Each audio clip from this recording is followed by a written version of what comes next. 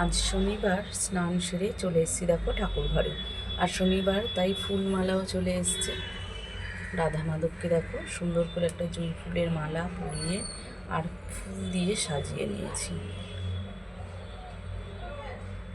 আর ভোলে বাবাকে একদম নীলকণ্ঠ আর কলকে ফুল আজ প্রচুর আছে, সুন্দর করে তাই সাজিয়ে নিয়েছি। আর তার সাথে ভোলে বাবার প্রিয় বিল্লপত্র সেটাও দিয়ে সাজিয়েছি। শনিবার আজকে বড় মাকে একটা জবার মালা পরিয়েছি। জগন্নাথ দেবকে দর্শন করো, তাকেও একটা বেল ফুলের মালা পরিয়েছি। কি সুন্দর লাগে মালা পরিয়ে, ঠাকুর ঘরটা পুরো ফুলে ভর্তি থাকলে কত সুন্দর না লাগে। আর এই যে গণেশ ঠাকুরকে লাল জবা দিয়ে সাজিয়ে নিয়েছি। আর মা লক্ষ্মীর খুবই পছন্দের একটা ফুল দেখো, মধুমালতী, ঘটের ওপরে দিয়ে দিয়েছি। আজ খুব সুন্দর করে ঠাকুর ঘরটাকে সাজিয়ে নিয়েছি। দেখেছো কত সুন্দর না লাগছে দেখতে।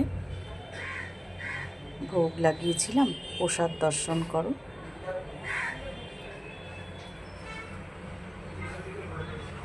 আরতি করার ফুলগুলো দিয়ে দেবো গোপুসোনাকে।